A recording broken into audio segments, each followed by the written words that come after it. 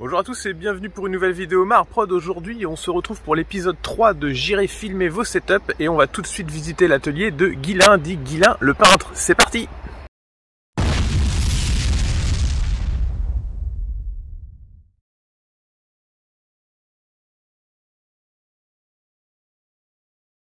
Allez, c'est parti! Salut Joseph. Salut Guilain. Alors, dans mon atelier. Eh ben bienvenue, merci à toi de nous accueillir ici. C'est avec plaisir.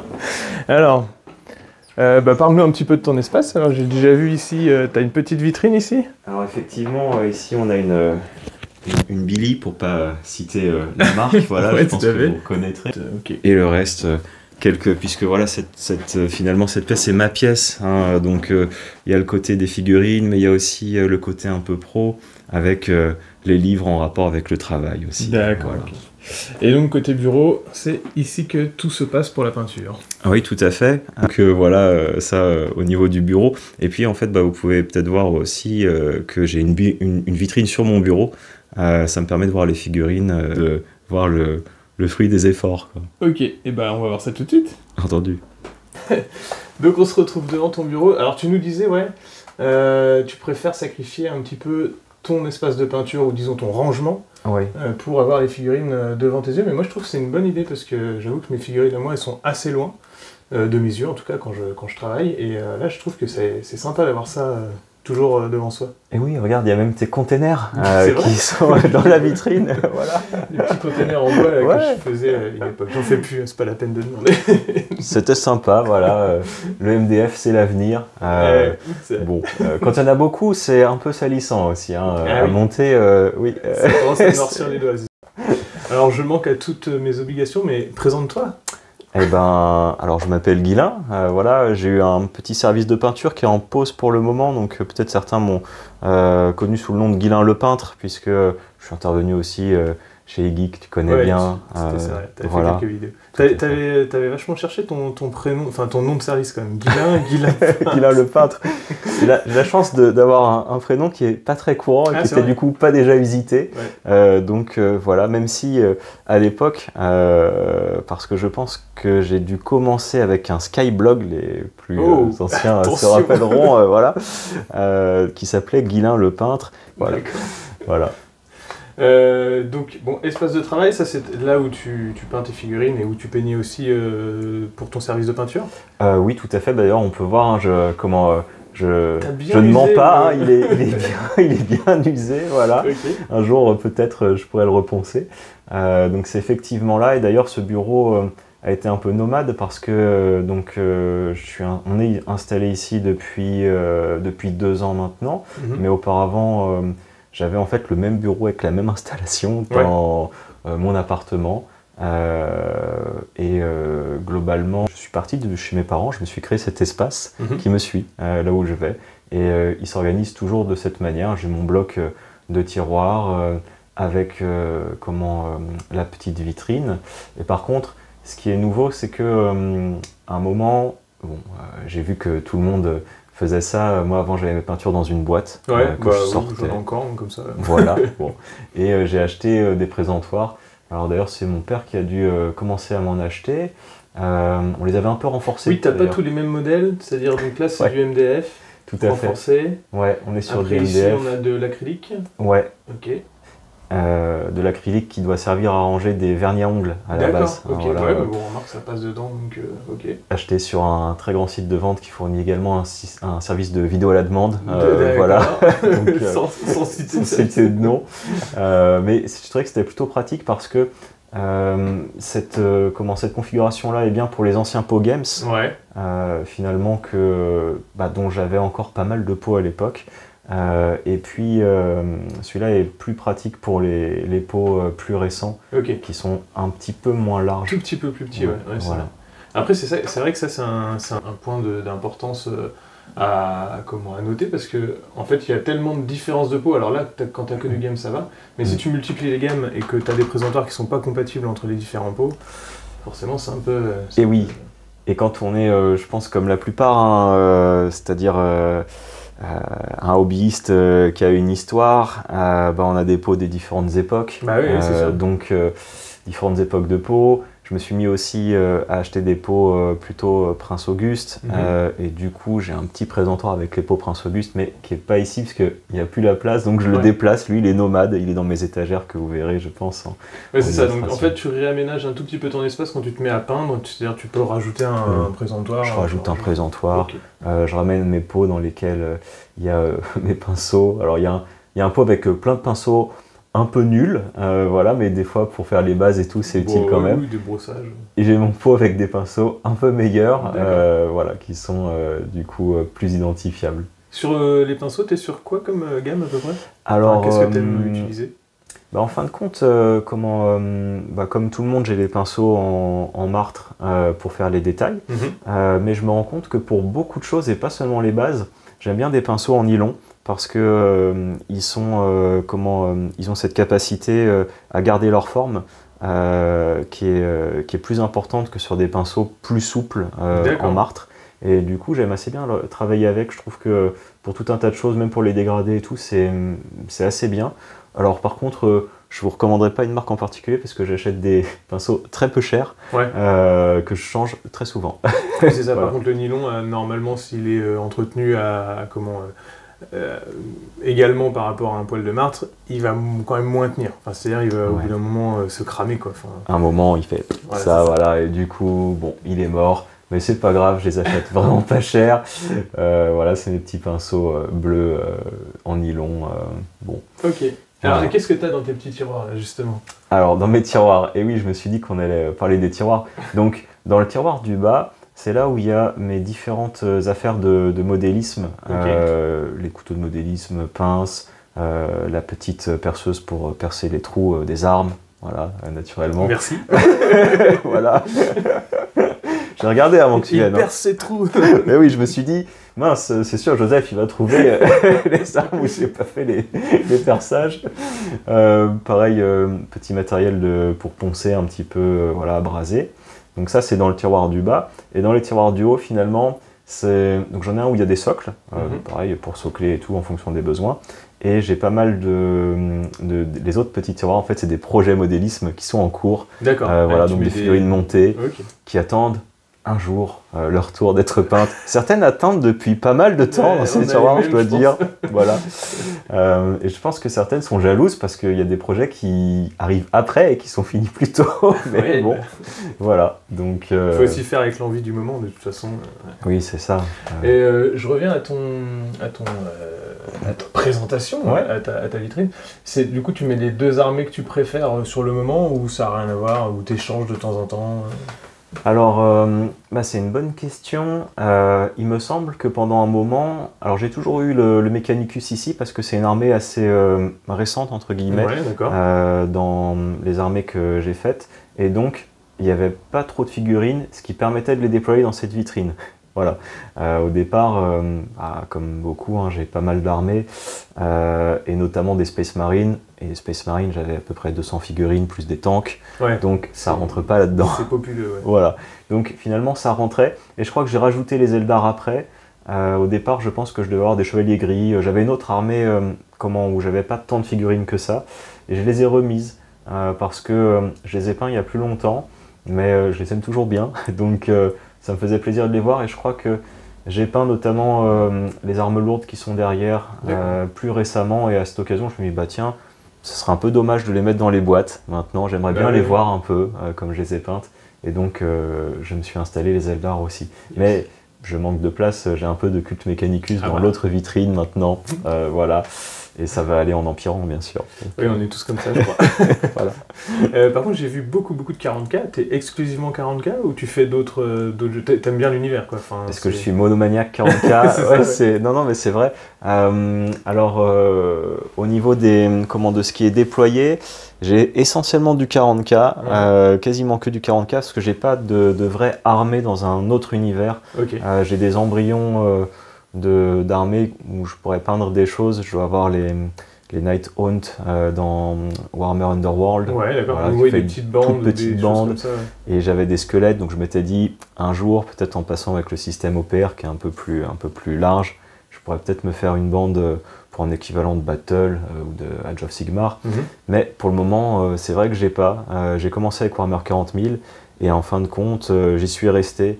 Je pense que la densité du jeu et de l'univers permettent finalement de faire déjà pas mal de choses. Puis c'est aussi dans ce jeu-là qu'on retrouve finalement le plus de pratiquants, donc ça a un peu la facilité aussi de rester.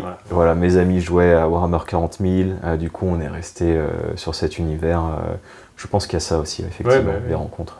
Côté modélisme, est-ce que tu te souviens de ton premier outil ? Vraiment le truc avec lequel tu as commencé, ou peut-être fait un projet quand tu étais enfant Le premier outil. Alors moi, dans mon histoire d'entrer en contact avec le jeu, ce qui biaise un petit peu l'idée de commencer à zéro, c'est que mon père, il peignait des figurines. Ah, intéressant ça. Donc, je me souviens notamment d'anciennes peintures. Des peintures de l'époque peut-être. Alors je sais pas, même d'ailleurs je suis pas sûr que c'était des... Alors il y avait des peintures énamel, hein, c'est sûr. Il y avait peut-être certaines peintures à l'eau. Je me demande si c'était pas de la marque Tamiya d'ailleurs. D'accord. Mais dans des pots, dans des petits pots, un peu plus petits même peut-être que ceux de Games aujourd'hui. Et je me rappelle de ces peintures avec lesquelles j'ai commencé à peindre. Voilà, il y avait déjà quelque chose. Et en fait c'était des peintures que mon père n'avait pas utilisées depuis un certain temps parce que en fait, quand on était petit avec ma sœur, il a fait un peu une pause des figurines. Et ça tombait bien, quand j'ai eu 10-11 ans, Le Seigneur des Anneaux est sorti au cinéma. Et tout de suite après, il y a eu les collections Atlas avec les 12 gobelins de la nuit. Oui, c'est vrai, on les a tous vus ceux-là. Et voilà, et j'ai commencé du coup les figurines avec ça. D'accord. Donc, du coup, là, ça nous fait une transition sur quelle est ta première figurine que tu as peinte. Première figurine, je crois qu'avant les Gobelins, j'ai dû peindre des figurines de HeroQuest. Je pense que le premier HeroQuest. Le premier HeroQuest qui trône quelque part dans mes étagères. Voilà. C'est pas le HeroQuest originel à vrai dire, parce que sacrilège, mon père a dû balancer une partie du HeroQuest disant que ça n'avait pas de valeur. Voilà, bon. Après, oui, c'est à l'époque, c'est comme si on jetait un jeu MB, voilà, c'était un jeu MB, quoi. Donc tu balances le truc, tu te dis bon. Voilà, mais heureusement, mon cousin que je salue avait une copie du jeu lui aussi, et du coup, il me l'a redonné, donc voilà, j'ai à nouveau. Et donc j'ai commencé, je pense, avec les figurines HeroQuest, peut-être même avec les figurines Seigneur de Guerre, qui est un avatar plus ancien et qui reproduit plutôt un jeu de bataille, un peu à la Warhammer Battle, mais sur des hexagones finalement. Et on a eu aussi, je pense qu'on a commencé avec ces figurines qui étaient assez grossières à vrai dire, et vraiment très typiques des figurines 2D, hein, voilà, qui sont comme ça, voilà, dans un seul plan. Voilà, dans un seul plan. Première figurine. Donc plutôt des vieilles peintures, et puis, mais déjà développé, parce que si ton père avait du Tamiya à l'époque, ça devait quand même être assez complexe à trouver, parce que même encore maintenant c'est chaud de trouver du Tamiya partout, donc ça devait être un modéliste accompli. Et mon père avait une sorte de service de peinture en son temps, c'est-à-dire qu'il peignait pour une boutique qui lui donnait les figurines non peintes. Il les peignait, il les ramenait à la boutique, et la boutique vendait du coup des figurines déjà peintes, notamment pour les rôlistes, ce qui permettait déjà à l'époque de se passer de la tâche de peindre pour ceux qui n'avaient pas envie. Voilà. D'accord, ok. Et côté plan de travail, qu'est-ce que tu verrais pour améliorer vraiment directement ce que tu as déjà en fait, là pour l'instant? Alors sur le plan de travail, T'aimerais plus grand, ou justement pouvoir mettre le présentoir que tu trimbales ou... Oui, ça serait pas mal que ce présentoir soit là à demeure, et peut-être d'ailleurs, parce que c'est un petit présentoir, et j'en ai d'autres qui sont dans des cartons. Ah oui, à monter encore? Oui, je pense que je vais monter un présentoir un peu plus grand pour les figurines, pour les peintures Prince Auguste, parce que j'ai envie de continuer avec cette gamme. Je trouve que les flacons doseurs sont très pratiques à utiliser. Les pipettes sont quand même... contrairement aux pots de Games qui immanquablement finissent par s'encrasser et sécher, même en peignant quand même assez régulièrement. Je trouve que malheureusement, en faisant attention, les pots sèchent. Il y a quand même une formule à l'intérieur qui est à mon avis faite pour sécher un petit peu. C'est possible, Est-ce que certains vieux pots, moi j'avais chopé du Mithril, mais vraiment vieille édition, je t'avais vu. Encore nickel, il ne sèche pas, il n'y a rien du tout. Donc bon. Ouais. Donc voilà, s'il fallait améliorer quelque chose, ce serait ramener un présentoir un peu plus grand de peau Prince Auguste pour mes futures acquisitions de peinture. Même si sur certaines teintes, j'arrive pas à retrouver tout à fait les teintes Citadel, et du coup je pense que je continuerai à utiliser. C'est pas tout à fait les mêmes. Après c'est vrai que quand on est habitué à une gamme de peinture, on a tendance à se conforter dans son choix de couleurs. C'est ça. Et on n'a pas tout à fait les mêmes éclats non plus en fait. Les peintures Citadel sont très très contrastées, celles de Prince Auguste vont peut-être être un petit peu plus ternes, enfin pas ternes mais... Oui, sur le Scorched Brown, voilà, je trouve que il donne pas exactement le même aspect, puis c'est la peinture que j'utilise pour mes tours de socle. Ouais, j'ai vu que tu avais une série de pots tout bleus là, et c'est tous les mêmes. C'est que tu te trompes à chaque fois que tu te dis il me manque un bleu, tu t'achètes le même, non? Alors, pourquoi j'ai plein de bleu turquoise? Je pense que ce sera le moment d'illustrer avec mon armée de Space Marine, qui sont turquoises. Et en fait, j'utilisais le Hawk turquoise de l'ancienne gamme Citadel, et évidemment, comme tu sais, à un moment, ils ont changé la gamme. Et oui. Et donc, j'ai un peu tâtonné pour rechercher le bleu qui correspondait le plus à celui que j'avais. Voilà. Alors je ne sais plus exactement quel est le terme de la peinture aujourd'hui, mais du coup j'en ai acheté plusieurs parce que comme en plus de ça ils en ont ajouté au fur et à mesure, je crois qu'à un moment ils ont dû ajouter le Harriman Blue, quelque chose comme ça, très proche, qui était vraiment proche, donc j'en ai acheté plusieurs pour retrouver ce qui était le plus ressemblant finalement au Hawk turquoise. Voilà. Alors tu sais que pour les pots Prince Auguste, il y a des présentoirs qui s'accrochent aussi, qui existent, qui ne sont pas forcément à étage comme ça. C'est vrai que ça pourrait être... quelques-uns. Mais... Ouais, ça pourrait être utile. On parlait tout à l'heure du fait que ce bureau est nomade et je pense qu'il a vocation à bouger encore. Et là où il sera futurement, la pièce est sous comble. Donc du coup, je pense que ça sera difficile de les accrocher. Mais j'y avais pensé, je trouvais que c'était une très très bonne idée d'accrocher les présentoirs. C'est un gain de place. Parce que là, effectivement, l'air de rien, je perds quand même de la place avec la vitrine et puis les tiroirs. Alors, tu vas déplacer tout ton atelier, mais est-ce que c'est pour avoir plus de place ou est-ce que c'est parce que madame a dit mais va plus loin? Je crois qu'il y a un petit peu cette idée de migrer, pour laisser cet espace, pour libérer cet espace vital. Donc effectivement, je vais monter vers l'étage qui est sous comble, tout à fait. Ok. On pourra peut-être faire l'occasion de faire une seconde vidéo dans le mon prochain en saison, tu sais, si je fais des saisons dans les épisodes, la saison 2, Guilain a bougé en haut. Pour voir l'installation, ce serait rigolo, tout à fait. Dans les choses importantes, c'est vrai qu'on a... peut-être que tu en parles systématiquement après. J'aime bien parler de la lumière, la lumière, c'est important, surtout en ce moment avec certains Kickstarter qui nous vantent les mérites de lampes. Oui. Mais en fait, il ne faut pas une seule lampe, c'est ça le problème. Donc si la lampe de base est très chère, les gens ils vont avoir tendance à en acheter une seule, ce qui va être mauvais pour leurs yeux au final, parce qu'il faut multiplier les points un peu de couleur, je dirais. Et oui, on est à côté de la fenêtre. Déjà c'est bien d'avoir une lumière du jour, après une lampe, et puis souvent on dit c'est bien de laisser la lumière de la pièce allumée parce qu'on a quelque chose de plus jaune, mais qui du coup va nous reposer l'œil. Ouais, tout à fait. En fait, t'en es content de celle-là? J'en suis content. C'est une lampe que j'ai achetée sur Le Bon Coin parce que ma précédente avait lâché et je me suis renseigné à ce moment-là sur les types de lampes que je pourrais acquérir en placement. J'avais pensé au LED parce que on est dans la période du LED quand même, Mais j'étais embêté sur le LED. Je trouvais pas exactement la même chose. Et finalement, je me suis dit, puisque je suis assez conservateur finalement dans mes habitudes, que j'allais retrouver la même chose. Donc c'est un tube néon, quoi. Un tube néon, mais qui du coup peut se changer plus facilement que... Qui peut se changer aussi. Mais elle a l'air solide, en tout cas, c'est tout de l'alu là, c'était des lampes, peut-être que c'est ce que c'était à la base, non? Alors je sais que j'avais une lampe qui était très proche de celle-ci, qui avait été achetée à Nature et Découverte. Donc des lampes pour... c'est une lampe loupe, il y a une loupe alors dessus, est-ce que tu te sers de la loupe au-dessus? Alors ça c'est toujours la question. Je me sers pas de la loupe pendant que je peins, mais si je veux me la péter et montrer les détails à quelqu'un qui connaît pas les figurines, j'utilise la loupe. C'est vrai qu'en fait, une fois que tu as travaillé sur un détail, si tu veux vérifier ce que tu as fait dans un sens, ça peut être... Et peut-être un peu à la fin aussi, quand tu as fini de peindre, dire est-ce que c'est bien comme oui, ok, ça marche. Après, est-ce que grossir ces figurines est une très bonne idée? Ça dépend du niveau de peinture. Vrai. Des fois, il vaut mieux les mettre directement peut-être dans la vitrine. Tu vois, notamment, j'ai plusieurs figurines là, qui sont des figurines du Cult Genestealer que j'ai converti. Alors pas de la conversion comme tu sais faire toi, moi j'ai simplement changé les têtes, voilà, j'ai acheté des têtes, et notamment des têtes féminines, et j'ai fait les yeux, je suis allé un peu plus loin que ce que je ferais sur un soldat de base, et c'est vrai que là, voilà, on est à plus d'une longueur de bras, si tu montres quelque chose comme ça dans la vitrine, on voit pas. Non, mais c'est sûr. Voilà.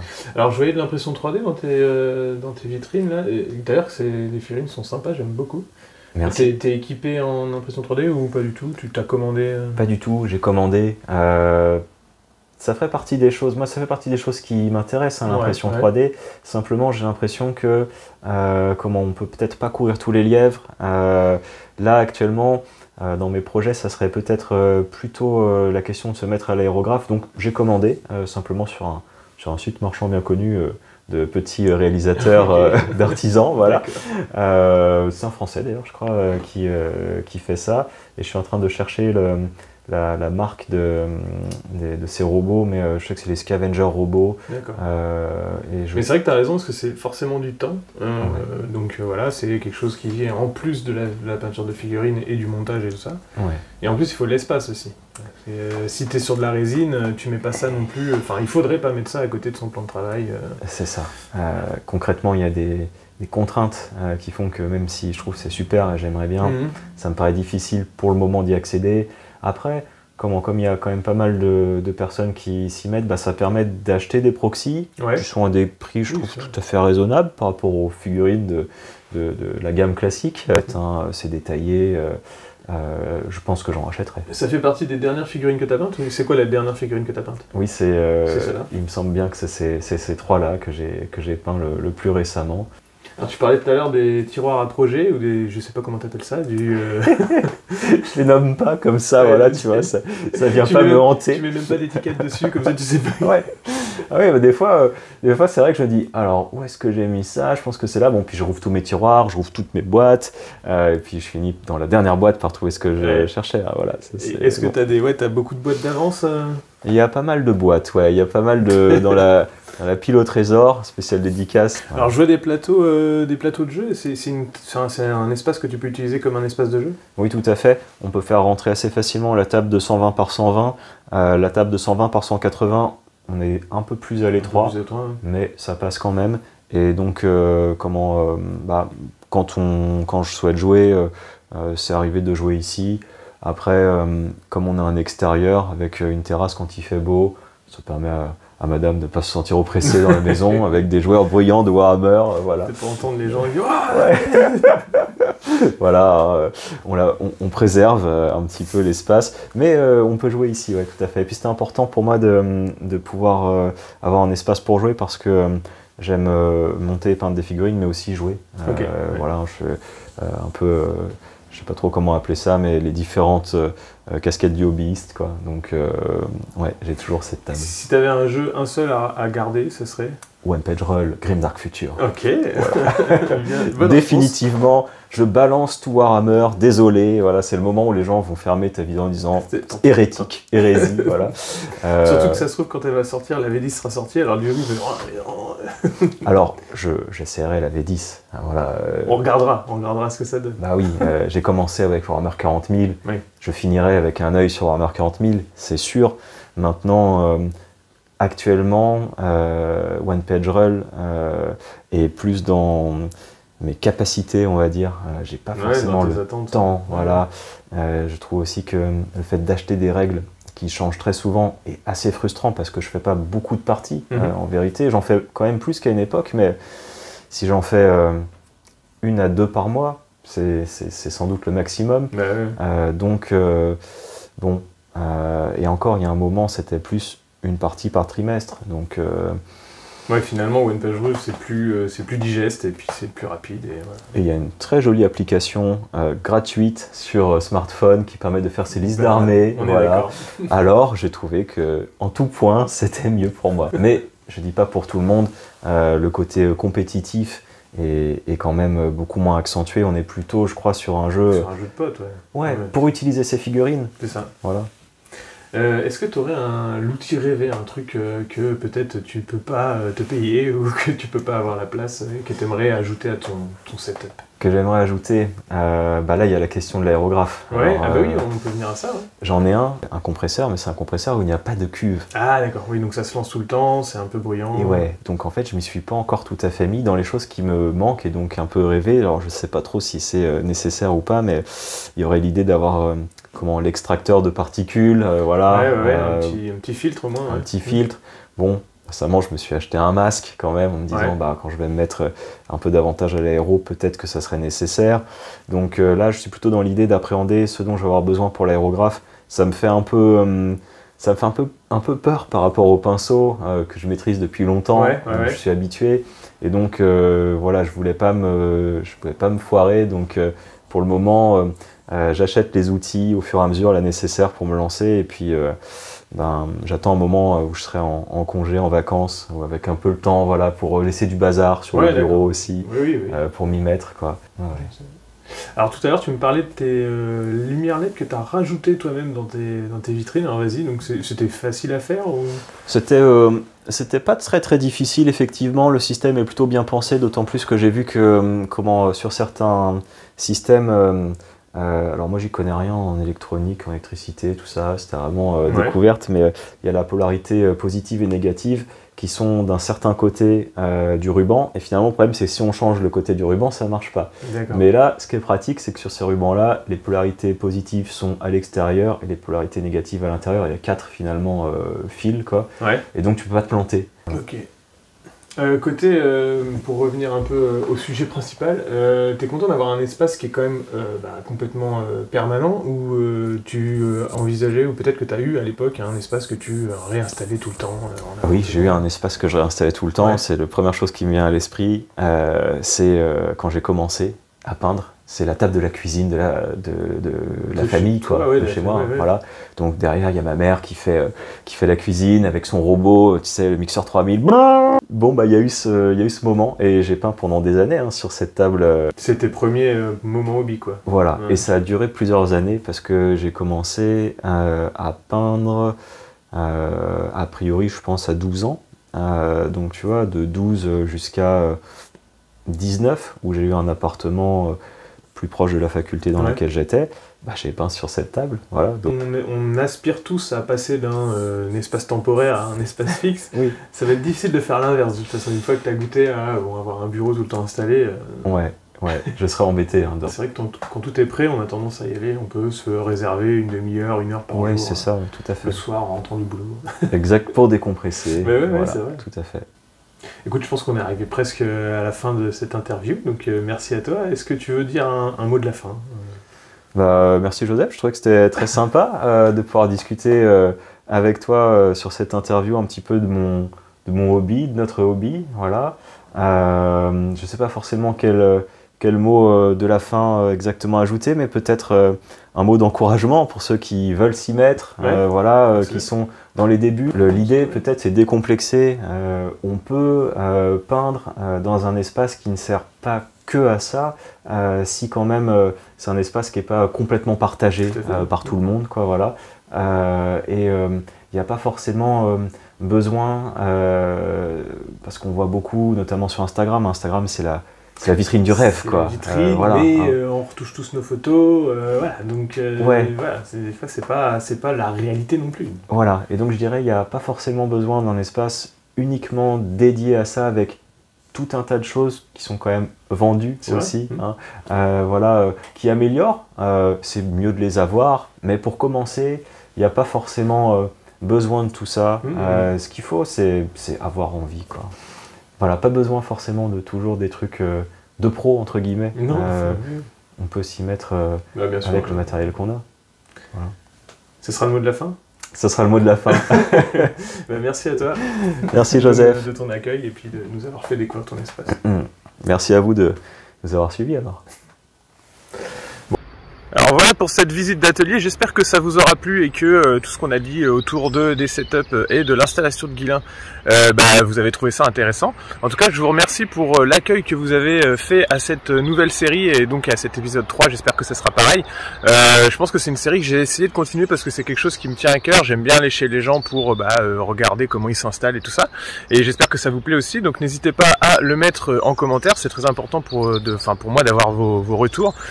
N'hésitez pas à vous abonner à la chaîne si c'est pas déjà fait, merci à vous. Et puis j'ai également une chaîne Twitch sur laquelle je peux partager un petit peu plus mes instantanés. N'hésitez pas à aller voir mon fil Instagram aussi.